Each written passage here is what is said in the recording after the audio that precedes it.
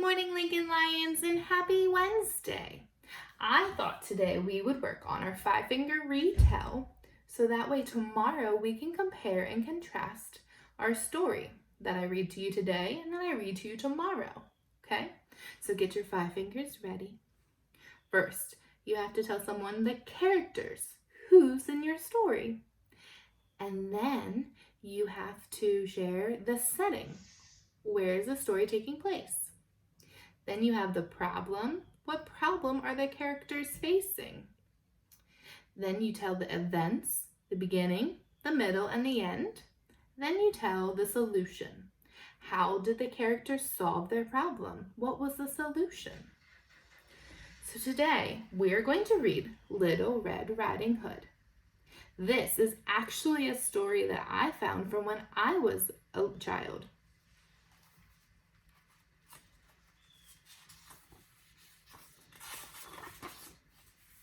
In a small village at the end of a great forest lived a little girl and her mother. The girl had a red velvet riding cloak with a hood that her grandmother had made for her. She looked so pretty in the cloak and wore it so often that the villagers called her Little Red Riding Hood.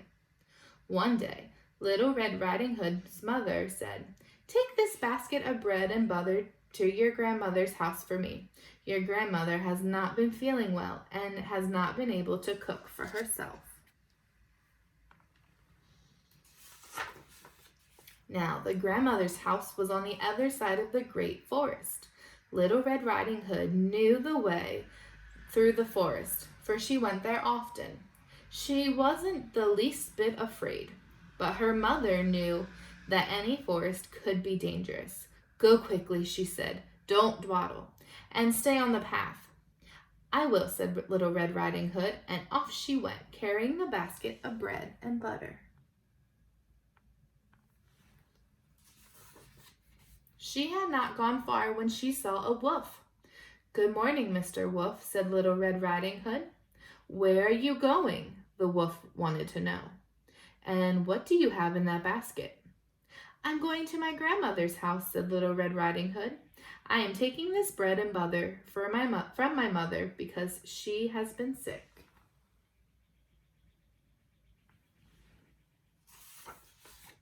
Now, the wolf hadn't eaten in several days. Bread and butter would make a tasty snack, thought the wolf.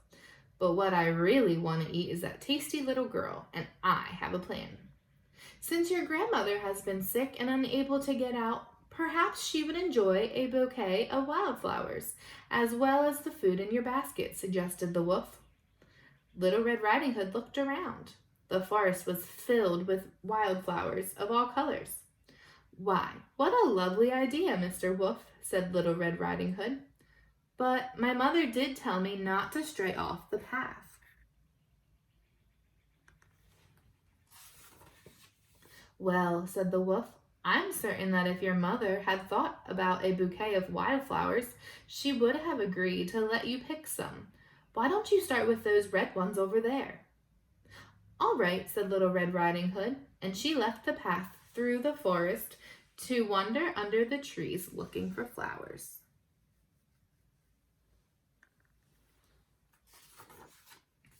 Then the wolf raced down the path to the house where the Little Red Riding Hood's grandmother lived. He caught his breath and knocked on the door. "Who's there?" called the grandmother. "It's Little Red Riding Hood," said the wolf in a high, squeaky voice. "I brought you some bread and butter." "Then lift the latch and come in, dear," said the grandmother. She was tucked into bed and did not want to get up. But when the door opened and the wolf walked in, she sat straight up and then fainted from fright.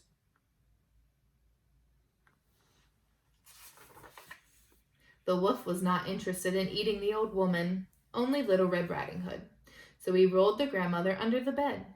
He put on her lacy nightcap and jumped into the bed, pulling the covers up to his chin. Then he waited for Little Red Riding Hood to arrive.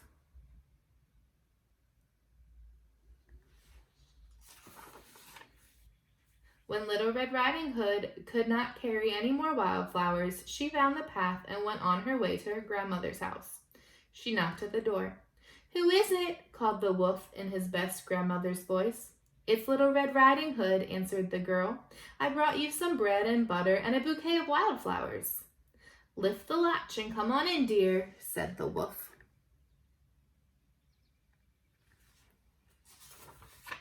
Little Red Riding Hood went inside. "Come closer, my dear," said the wolf. Little Red Riding Hood went closer, but not too close. "My goodness, grandmother," she said, "what big eyes you have." "The better to see you with, my dear," said the wolf. "And what big teeth you have, grandmother," said Little Red Riding Hood. "The better to eat you with," cried the wolf. He sprang out of bed and tried to grab the little girl, but she was too quick for him. She dropped her basket and ran out the door.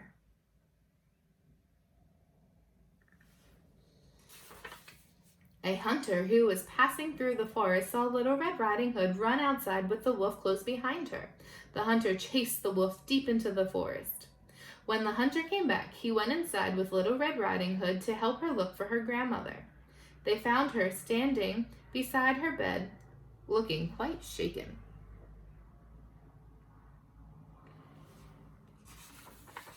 "The danger is over now," said the hunter. "The hunter chased the wolf away," cried Little Red Riding Hood. "Thank you for saving Little Red Riding Hood, sir," Grandmother said to the hunter. "Please stay and join us for tea." So the hunter sat down with Little Red Riding Hood and her grandmother and drank tea and ate bread and butter. And although the bouquet of wildflowers made a lovely centerpiece, Little Red Riding Hood never strayed off the path in the forest again. That is the end, boys and girls. So, just a little reminder, go ahead and use your 5-finger retell to tell about the Little Red Riding Hood story. And then tomorrow when you come back, we will read the other Little Red Riding Hood story and talk about how they're the same and how they're different. Okay?